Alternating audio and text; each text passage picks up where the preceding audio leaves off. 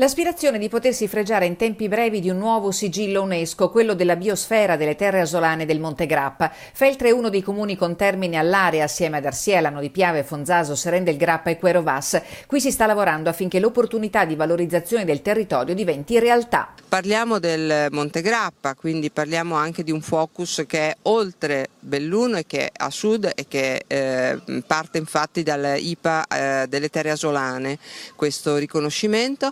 Noi però siamo parte e dentro il patrimonio vorremmo, in questo nuovo patrimonio, vorremmo proprio inserire una parte ad esempio legata all'agricoltura e legata a tutto ciò che fa conservazione ma attraverso l'azione dell'uomo, che poi in fondo è il mandato anche delle Dolomiti Patrimonio dell'Umanità.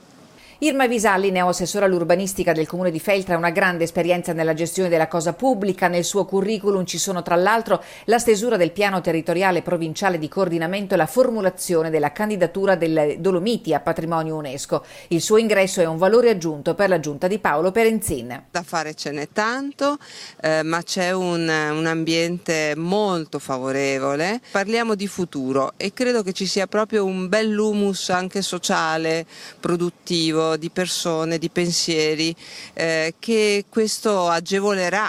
Recupero e valorizzazione dell'esistente e risposte alle domande del risiedere, di chi produce e naturalmente di tutti coloro che si muovono nel campo del turismo. Noi puntiamo molto a valorizzare tutto ciò che è presente e che spesso non è messo in rete.